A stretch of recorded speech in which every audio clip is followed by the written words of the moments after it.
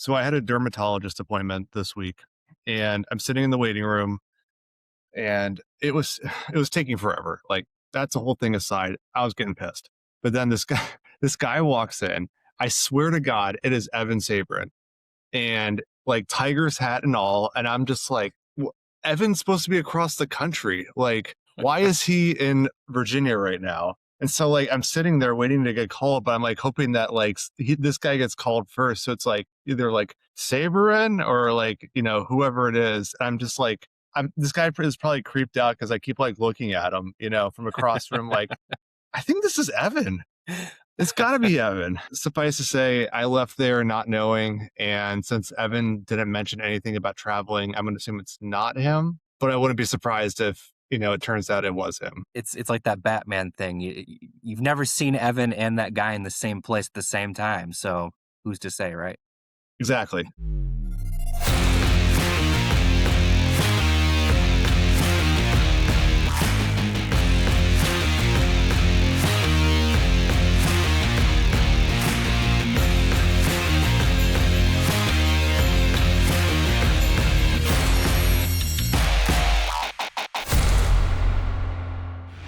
Welcome to the Flying Octopus Podcast, offering a new perspective on Red Wings hockey, as well as all the important news from around the NHL. And now, here are your hosts, Tony Wolak, Devin Little, and Evan Sabrin. Hey, it's Carter Bear, and you're listening to the Flying Octopus Podcast.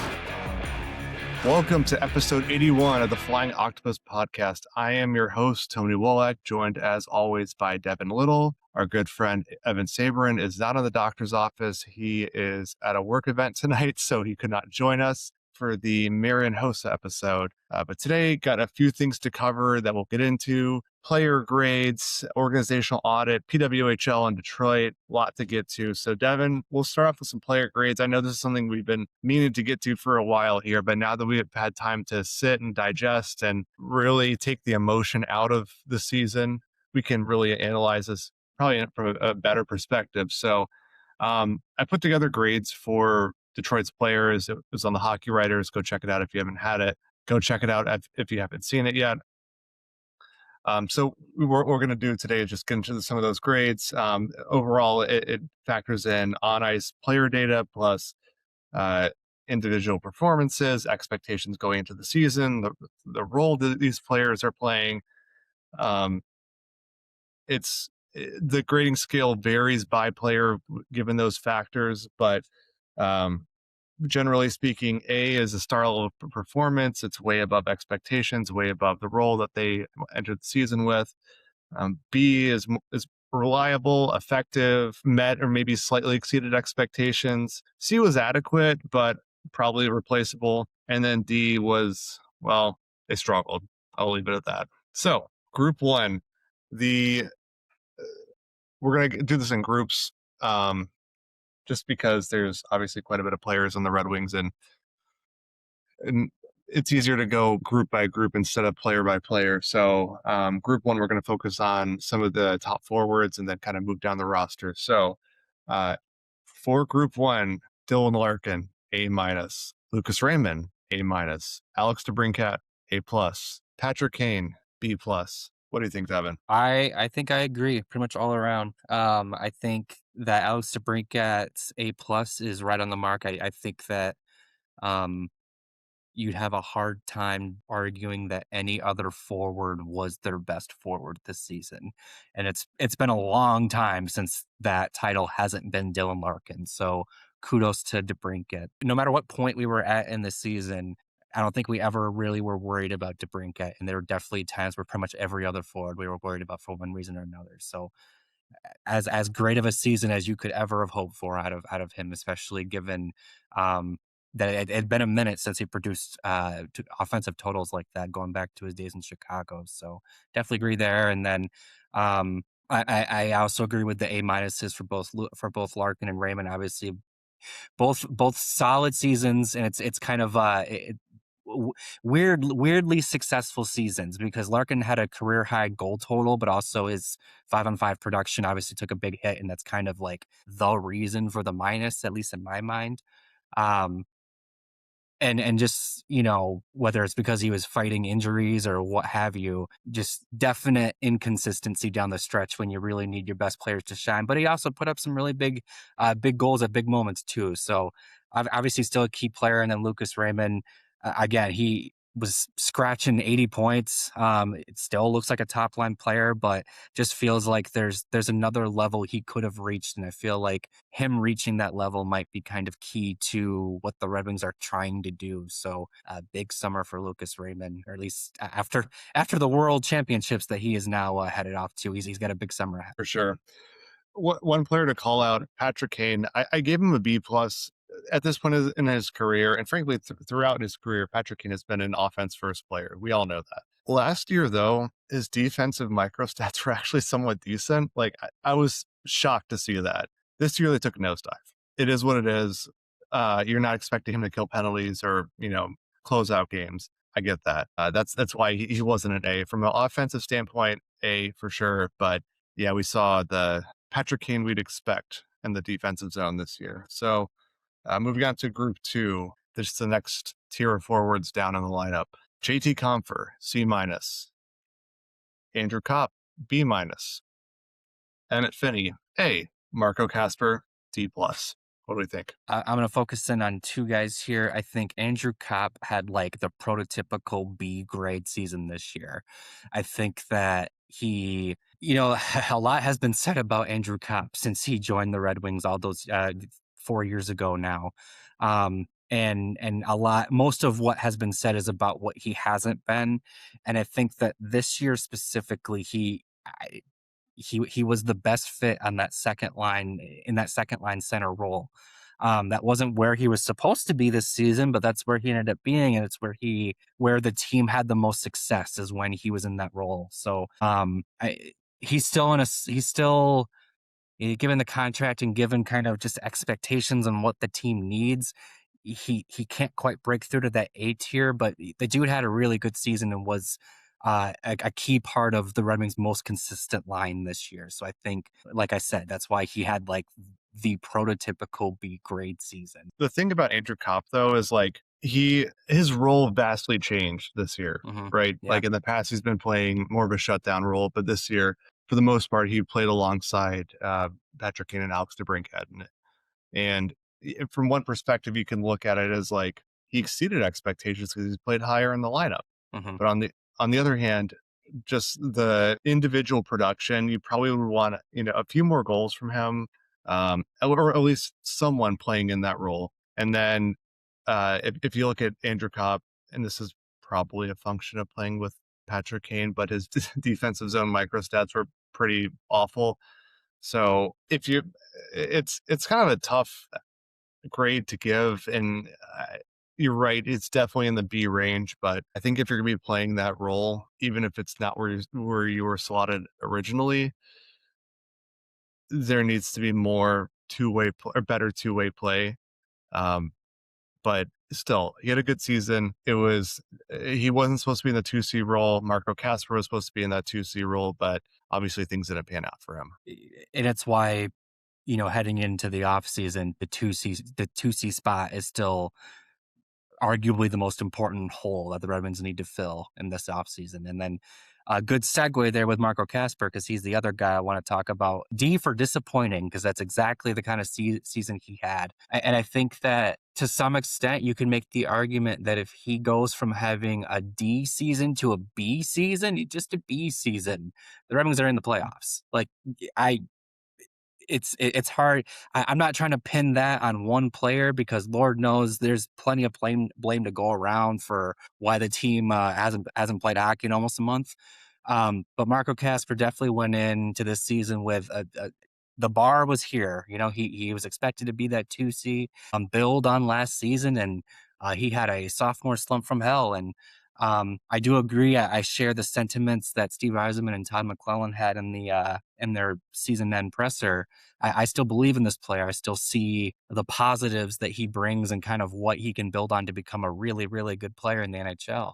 But like I said, at the end of the day, if I think that he had his expectations entering this season were at a place where if he had met them just at a B range, that the trickle down effect from there, I think would have been enough for the Red Wings to be where they wanted to be at this point in the season, or at this point in the calendar. Hot take: Marco Casper cost the Red Wings the playoffs.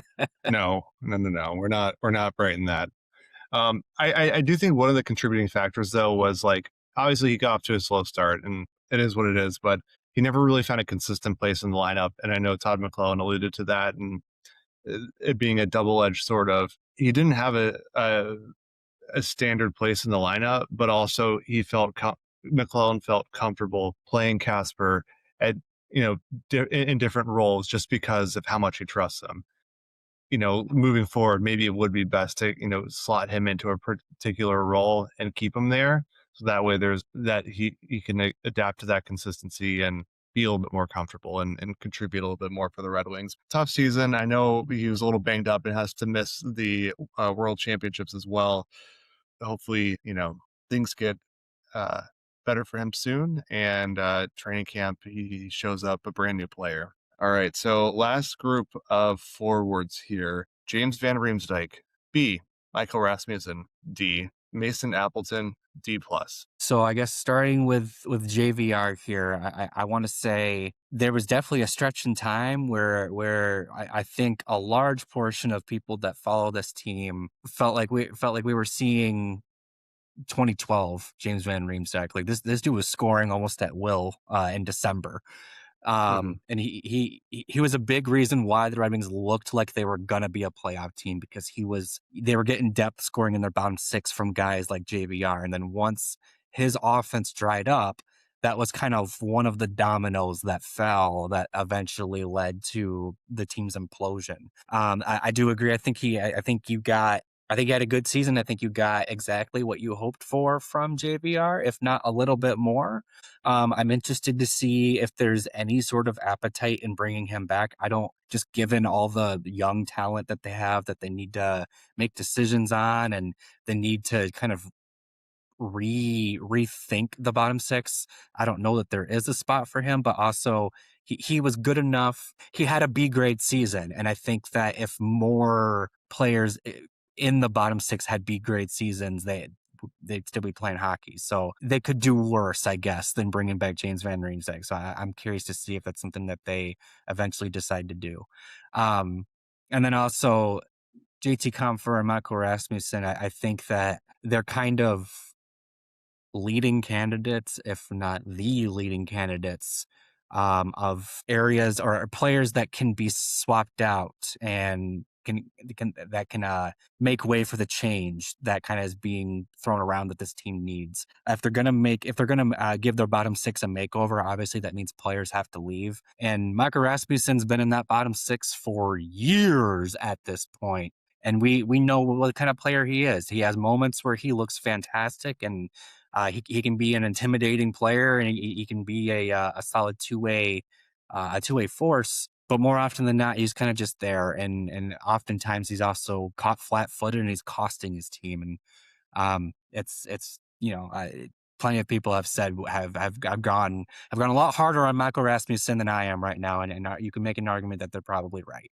JT Compher as well, I think, is one of the more disappointing free agent acquisitions that Red Wings have made in recent years. He had a really good first season with Detroit. I think he pretty much had a B grade season then. And then in the following two seasons, he just hasn't hit the mark. And he's, I think when Todd McClellan made his comment about jerseys earlier in the season, Compher is a player that came to mind for me. I just don't know what he does for this team. His best stretch was when he filled in for Kopp on the second line between Kane and DeBrincat when Larkin was injured. Kopp was injured. Just when the team was decimated, he rose to the challenge, and theoretically that's a good trait, and you would have liked to have seen him build on it. But then as soon as the roster got healthy again, he went right back to being sorry to be blunt, but he went back to being useless. He's a player that just he contributes to the lack of identity on the bottom six. And I think that his grade, and Rasmussen's grade for that matter, kind of reflect the fact that they are kind of the cause or players that kind of have perpetuated the lack of identity in Detroit's bottom six. All right, moving on to defense now. Put this up into two groups, one with the top four defensemen, and then the second group is the more depth players, and then the goalies. So for this first group, Moritz Seider, A+, Simon Edvinsson, A, Axel Sandin Pellikka, C, and Ben Sherratt, D. So before we dive into this a little bit, Moritz Seider was not a Norris Trophy candidate or nominee for that matter. It was Zach Werenski, Cale Makar, and Rasmus Dahlin. And so I wrote about this. We discussed this, ad nauseum now. Seider, with his two-way play of the season, under normal circumstances, should be a Norris Trophy candidate. If you're judging the trophy by its description, he was like the best all-around defenseman in the NHL this season. That said, there were a lot of deserving candidates this season. Not only the three I mentioned and Seider, but there was also Quinn Hughes, who was absolutely outstanding for two teams this season, did not make the top three. Evan Bouchard, scoring whiz, not in the top three. Mira Heiskanen, not in the top three. Charlie McAvoy, not in the top three. There were a lot of defensemen who made their case for sure. But of course, with these awards, you get down to the top three, and that's who the nominees are. Now, if you look at how the voting went, leading up to this, like the NHL already knows who won the trophy, who got the most votes, who got the most points from votes. Seider is going to be up there in terms of, ranking by the amount of points they got from the votes. It's, I forget what exactly it is, but it's essentially like 5-3-1 in terms of 1, 2, 3 for voting. So, and the Norris Trophy is voted on by the Professional Hockey Writers Association. So Seider will be up there, whether he's like fourth or fifth or sixth in the voting, he'll be up there. But it was a little disappointing not to see him in the top three, just because of how great of a season he had. And Devin, I don't know about you, but when I saw the three nominees, it's like, I get it, I really do. But it also made me wonder whether or not there needs to be some sort of like awards panel in the NHL, instead of having general managers vote for this, professional hockey writers vote for this, players vote for this. Just have a panel of ex-players, ex-coaches, writers, ex-GMs. They all vote for all the different awards. And that's, a consistent way to judge players. What do you think? That idea a lot. I think that one thing I always kind of wonder about, especially with the awards that are voted on by the media, I don't know about you. I definitely spend my time watching the Red Wings when they're playing, and I, catch up on Griffins and when I have some spare time, I definitely, if there's a game on, I'll watch it, and I try to keep up on scores and who's doing well and blah, blah, blah. But generally speaking, I can't tell you exactly how good these three, Zach Werenski, I hear he had a fantastic season. And from the looks of things, he absolutely did. I can't personally verify that. I watched him when he played the Red Wings, and then maybe, I don't know, once or twice after that, not including the Olympics. I don't know that I could, outside of just being like, yeah, his stat line looks fantastic, vote for him as the top defenseman in the NHL. I didn't watch him enough.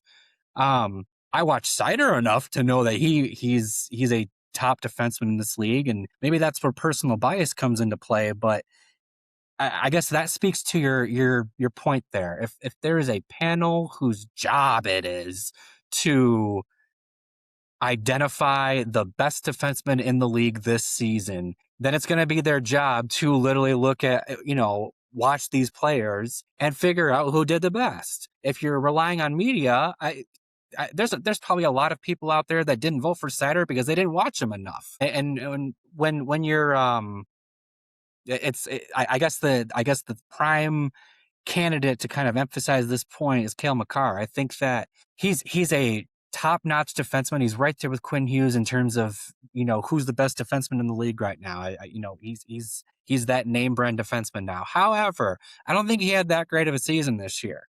You look into his numbers and they're okay, but they're not like, they don't blow you away. But I think that he's so well accepted just league wide as one of, if not the best defenseman in the league, that he's always going to be in the top 5, maybe even always going to be top 3, kind of like how Patrice Bergeron was always top 3 for the Selke Trophy going back a few years.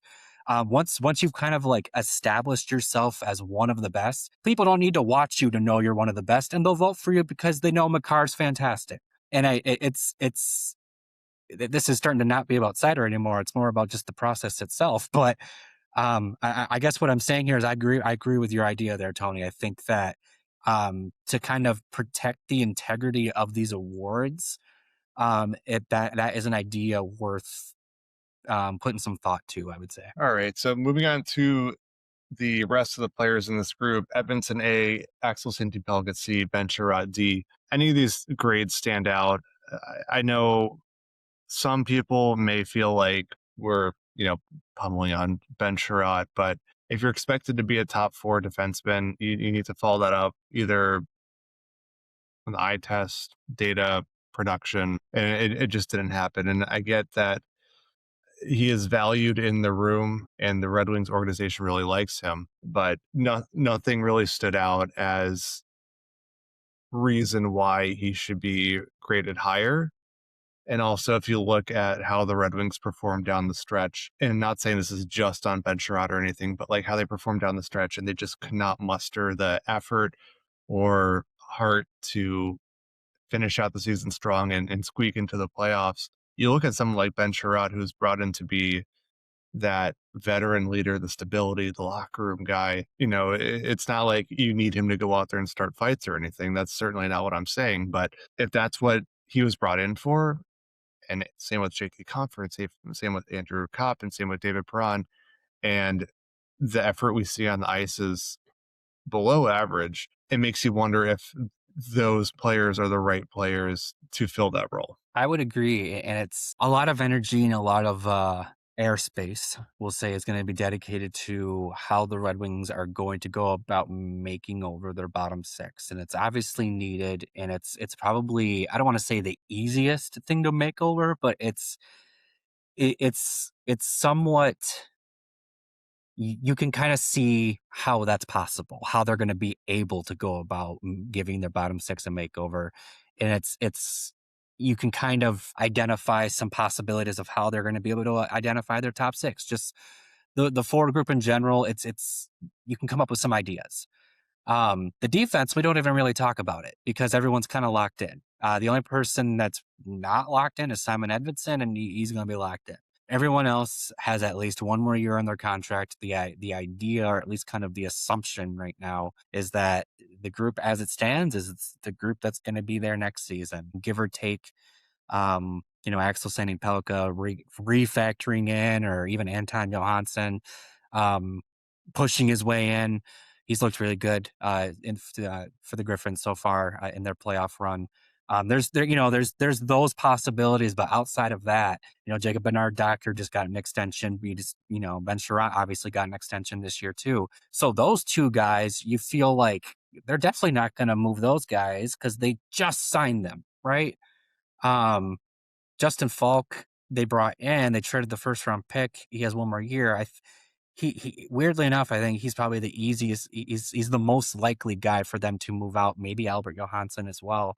I guess long story short, where I'm going with this is that it's not like their defense doesn't need a makeover too. Like Edvinsson and Seider are fantastic, and they were a legitimate top pair this season. But then you get down the line, and Ben Sherratt looked really good, and then he signed his extension, and then old Ben Sherratt came back. Justin Falk was fine after he came up from St. Louis, but you usually want your top 4 somebody in your top 4 defensive pairs to be better than just fine. Albert Johansson, I think, got better as the season went along, but I think you still kind of wonder if just the third pair is just kind of where he is. I don't know if you start to debate how far up the ladder he can climb. And then Jacob Bernard-Docker, again, various levels of fine. There's room for improvement, and I would argue but that they probably need to improve it too, especially given the uncertainty around their goaltending position as well. I think you'd want to fortify the defense a bit more, but it's interesting because, yeah, I think right now it just kind of seems like the status quo is what they're going to roll with. Yeah, and speaking of fine for Bernard Docker and Albert Johansson, I had both of them as a B for their grade, and for the goalies, we had John Gibson for an A, and then Cam Talbot C-. I did think you're right. Both those players, they were fine. They were some degree of fine. There were stretches where they played pretty well. There were stretches where it was a little rough, but in the end, they were solid enough third pairing defensemen, and they could step up for a little bit if called upon. Bernard Docker actually had excellent defensive micro stacks, which I was surprised to see given how often he got caught out on longer shifts stuck in the defensive zone, but turned out to be okay. But as for the goalies, I do think John Gibson, him, Seider, and DeBrincat were probably the three nominees for the Red Wings MVP award this season. It was nice to see the team finally having like a bona fide starting goalie who they can turn to and who can give them a chance to win every night and be a strong point. I do wonder if they overplayed him a little bit down the stretch, and I know we'll spend some more time on this during the offseason, but looking at next season, maybe a similar workload, maybe having a younger goalie behind him, TBD who it is, possibly Sebastian Kosa. Michael Postava may have something to say about that, but still, he was outstanding for the Red Wings this season. But I think next season, the Red Wings need probably a little bit more out of their back goalie. Wouldn't you say so? Yeah, I would say so. I think to your point about wearing Gibson out, I completely agree. It was fantastic to see the Red Wings have a bona fide starter this season. They haven't had it in a very long time. But I also think that maybe to some extent, it's like it's like when it's like when a kid gets a new toy and they're so excited about it and they play with it and they play with it and they play with it, and eventually, because they play with it too much, they break it. No, never happens. I have a 3-year-old. Never happens. And it's whether it's just because they love the toy so much, or because they're just overexcited, or whatever it is. Eventually, for better, they break the toy, and I think that's kind of what we saw happen with John Gibson this season. I think a few extra starts for Cam Talbot here and there would have been beneficial, but I also agree with your grade for Cam Talbot. I think that he left a lot to be desired this season. I think that to some extent the Red Wings didn't give him a chance to rebound from other bad performances. I wasn't nervous about Cam Talbot entering the season at all, and in fact, while Gibson kind of found his footing, he was actually really solid. But then at some point, I think it was December, January, that stretch of time, ironically enough, while the Red Wings were playing really well, at some point, I think a lot of others kind of just lost my faith in Talbot. Maybe one too many bad games, and Gibson's playing too well. And I think that kind of led to the eventual wearing out of Gibson, because he's playing well, Talbot's not playing well. And as we saw over the course of the season, the margins are so slim that you can't afford to potentially sacrifice a game to get a guy's mojo back. And it's going to be, to kind of go back to this point, it's going to be very interesting to see what the Red Wings do decide to do with their goaltending situation, because right now it looks like they're going to have John Gibson and somebody who does not have a lot of experience, if not any at all, at the NHL level. And I think that, to me, reads like a situation where you really want to lean on your veteran, maybe even more so than they did this season. For sure. And not to mention Trey Augustine now turning pro, and who knows where he'll end up next season. All right, so now that we've covered grades, want to get into, I guess, the rest of the organization here for the Red Wings, and what exactly can be done to, I guess, it's not just on the players to take things to the next level. There are other factors at play here. And like I conducted an audit on the Red Wings organization, just everything else. And some of the other things that just jumped out for me for the Red Wings are like, first off, the Atlantic Division is not going to get any easier next year. First off, Florida's going to be better. Second off, Toronto's apparently getting Gavin McKenna, which is like, I don't even want to get into that about how ridiculous that is. Has one losing season, wins the lottery, unbelievable. Is also coming from the team with the worst lottery luck in the history of the draft lottery. Everyone else is going to be better, if not the same. So that means the Red Wings really to keep up with the Joneses, as in addition to fixing their own flaws here. So that's a key thing to focus on this offseason. Otherwise, team identity needs to be established, and then needs to be, there needs to be buy-in from the top on down, because there really was no team identity this season. There was no line identity. There was like, Tom McClellan talked about being harder to play against. Like, what does that mean though? And do the players know what that means and what that entails for them? Because it certainly did not come across that way. Otherwise, you look at the free agent market this off season, it's pretty sparse. And then you look at the trade market, and then you have, teams like Toronto, Vancouver, New Jersey, Nashville, St. Louis. They all have new general managers who are going to want to, make their own decisions. Calgary, Los Angeles, Winnipeg, the Rangers, they're probably going to want to tinker with their roster a bit. Seattle no longer has Ron Francis at the top, so Jason Botterill can do what he wants. There are a lot of teams that are probably interested in shuffling the deck a little bit, so there's plenty of opportunity for the Red Wings to find a trade partner and, improve that way, or make some lateral moves where on paper it's lateral, but there may be some benefit to the Red Wings just moving a player out to bring a new player in who may fit their identity or system better. On that note, I do think there's opportunity to realign how the team does scouting. There's no chief pro scout. There's no director of pro scouting.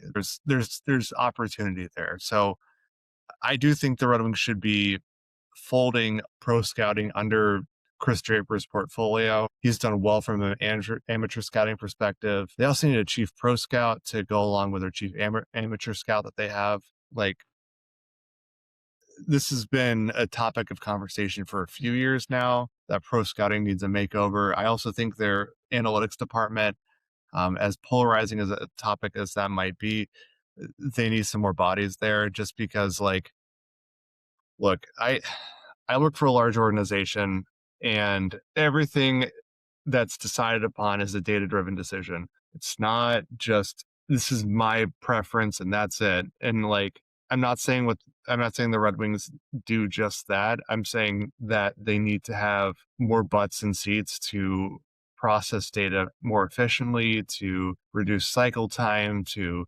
be able to develop their own proprietary models. So that way they're gaining some sort of competitive advantage and seeing things that other organizations may not see. They just don't have the manpower to do it right now. So that's certainly an opportunity for them this season. And I don't know, Devin, everyone is talking about AI.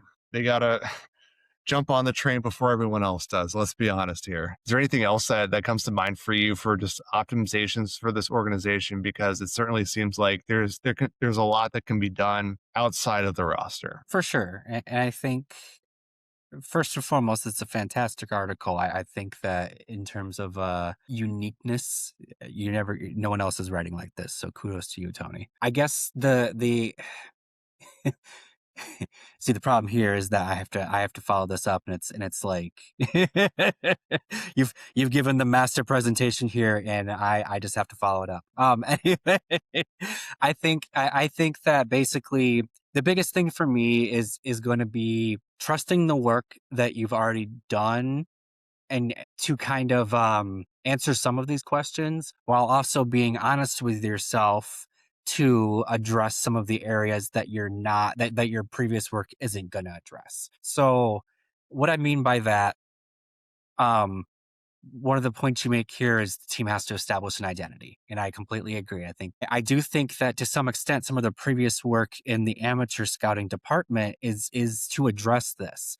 We always talk about that Red Wings type that they go after, the 2A, blah, blah, blah. We all know the stereotype. Not all of those players are in Detroit yet. And next season, there's bound to be a 2, 3, maybe even 4 more of them that are going to join the roster.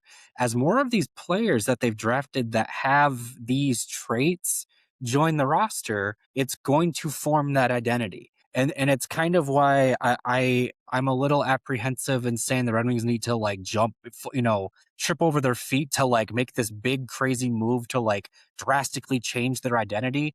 They've been building an identity through the draft for years now. It's just a matter of waiting for these players to arrive.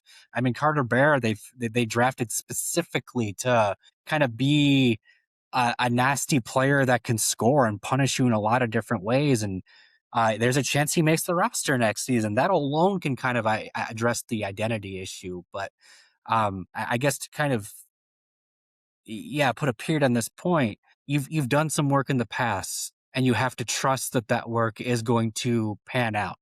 Now, having said that, like my other part of the point, there are some areas that you very clearly still have issues with. I think the pro scouting is like the biggest thing. I talked about how JT Compher's, I think, their biggest free agent whiff. He's not their only free agent whiff. There's plenty of them to some degree. I talked about what all has been said by Andrew Kopp. Unless you're talking about this season, generally speaking, he's been kind of a whiff too. Justin Hall is a whiff. You can name all sorts of them that just didn't quite hit the mark in terms of what they were hoping to get. And I think pro scouting is like the area where if they are honest with themselves and kind of are open-minded to different ways of solving the issue.